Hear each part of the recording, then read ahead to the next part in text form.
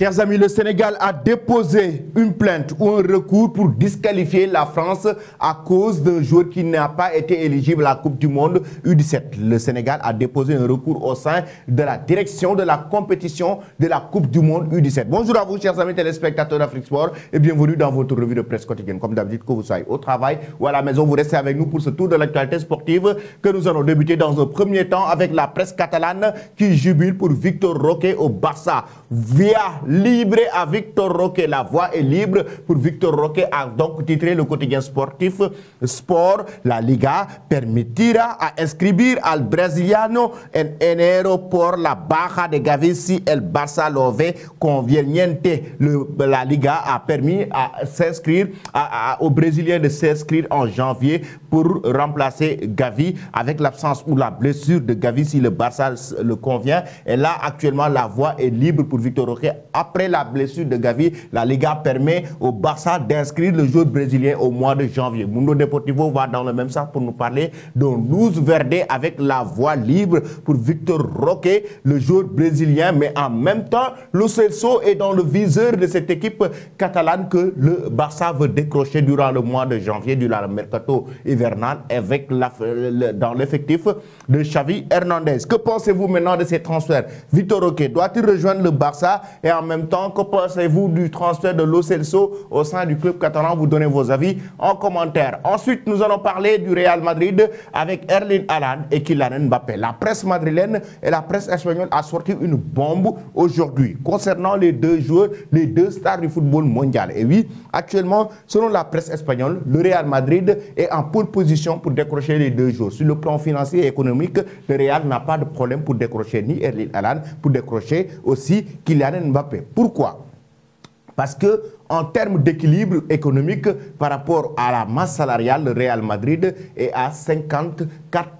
Ce qui fait carrément que le Real Madrid n'a pas du tout de problème concernant la masse salariale par rapport au chiffre d'affaires du club merengue. Et en même temps, selon certains médias, en tout cas la limite est de 70%. Si le club est en dessus de 70%, ça veut dire qu'il n'y a pas d'équilibre. Mais le Real n'est même pas à 60% de sa masse salariale. Et là, actuellement, raison pour laquelle ils ont fait des économies. Les économies, ça veut dire qu'ils ont 128 millions d'euros qui ont été mis de côté par la direction du club merengue. Et en même temps aussi, le Real a eu carrément un prêt, ou bien je peux le dire, un prêt comme ça, bancaire, de 250 millions d'euros qui viennent pour s'ajouter aux 128 millions d'euros qui sont mis de côté. Et le club merengue a d'autres fonds qui vont arriver avec les publicités et droits médias. Maintenant, raison pour laquelle la presse espagnole nous dit que le Real a économisé plus de 400 millions d'euros et c'est un plan gigantesque, une somme gigantesque pour pouvoir décrocher Erling Haaland et Kylian Mbappé. Parce que Erling Haaland peut coûter 250 millions d'euros, Kylian Mbappé peut coûter jusqu'à 150 millions d'euros. Et selon les médias espagnols, le Real a carrément économisé cette somme, voire plus, pour décrocher les grands joueurs. Pensez-vous maintenant qu'ils vont accepter de rejoindre la Casablanca? Vous donnez vos avis en commentaire. Haaland doit-il rejoindre le Real, tout comme Kylian Mbappé? Ensuite, nous filons directement en Argentine maintenant pour parler de l'avenir carrément de Scaloni. Mais avant cela, nous allons parler du vestiaire du club de l'Albiceleste qui est actuellement sous le choc après ce qui s'est passé du côté du Brésil. Les supporters argentins qui ont été battus et ça a fait mal les joueurs argentins. Et selon les médias, notamment brésilien et argentin, cela a fait un choc au sein du vestiaire de joueurs argentins, des coéquipiers de Lionel Messi. Mais notez Vallas, Lionel Scaloni. El Hincha revient sur Lionel Scaloni qui a laissé une bombe. Après la rencontre qui opposait l'Argentine au Brésil, Lionel Scaloni a carrément évoqué qu'il est sur le point de quitter l'Albiceleste. Carrément, il veut penser à son avenir, revoir ce qu'il va faire dans l'avenir et tout ce qui s'ensuit. Et certains médias estiment que non, Lionel Scaloni ne doit pas quitter l'équipe nationale, tout comme des observateurs du football argentin et les légendes du football argentin ne sont pas d'accord avec un départ de Lionel Scaloni à la tête de l'Albiceleste, lui qui vient de remporter récemment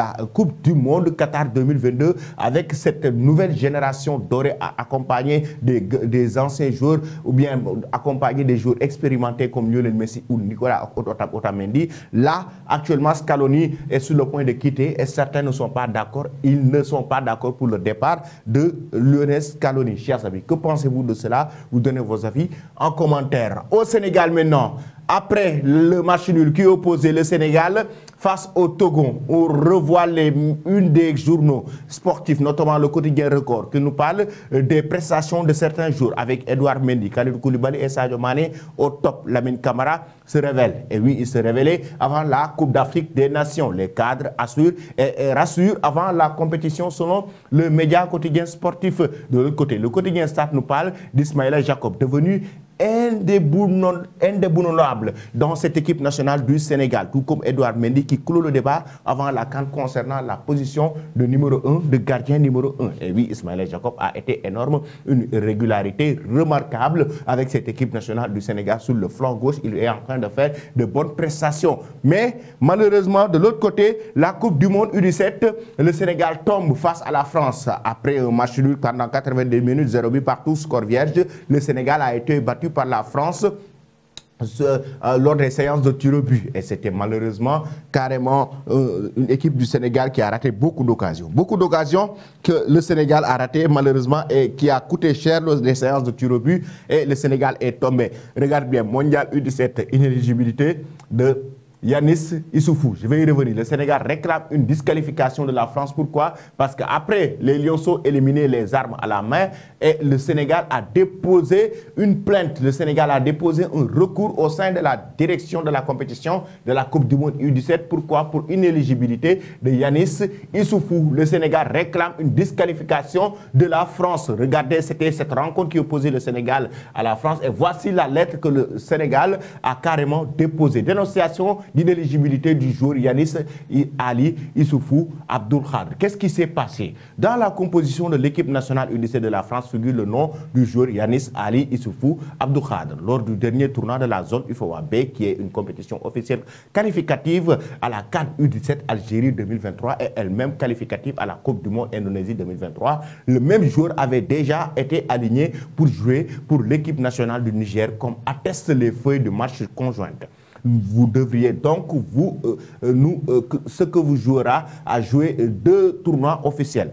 Un tournoi de la CAF et un tournoi de la FIFA dans la même catégorie et dans la même compétition FIFA U17 avec 2 nationalités différentes, nigériennes et françaises. Et or, l'article 8 B des statuts transfert des joueurs stipule clairement qu'il n'est pas autorisé à jouer pour sa nouvelle association dans cette compétition à laquelle il est déjà participé pour son ancienne association. Le joueur Yanis ayant joué pour le Niger ne pouvait plus jouer pour la France. Et raison pour laquelle aussi l'article 24 du règlement de la Coupe du Monde U17 Indonésie fait ressortir que tous ces joueurs doivent être éligibles en équipe représentative conformément au statut de la FIFA, au règlement d'application des statuts de la FIFA et à tout autre règlement de la FIFA applicable.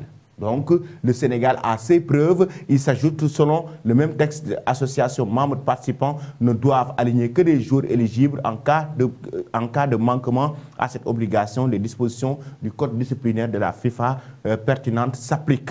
Le Sénégal, donc, a les preuves de ce qui est avancé et raison pour laquelle le Sénégal a déposé un recours, voire une plainte au niveau de la direction de la compétition de la Coupe du Monde U17 pour que la France soit disqualifiée par la FIFA dans cette Coupe du Monde U17 après son élimination. En attendant, on va voir ce qui va se passer parce que la France doit affronter l'Ouzbékistan en quart de finale de cette Coupe du Monde U17. De son côté, il y a le Mali qui affrontera le Maroc, il y a le Brésil qui affrontera l'Argentine et l'Espagne qui va affronter l'Allemagne. Chers amis, que pensez-vous de cette situation? Vous donnez vos avis en commentaire. Pensez-vous que la France doit être disqualifiée? Donnez vos avis en commentaire. Qui va remporter la Coupe du Monde U17? Nous sommes maintenant en phase des quarts de finale. Donnez vos avis en commentaire. Restez connectés sur Afrique Sport pour ne rien rater de l'actualité. Merci et très bonne journée.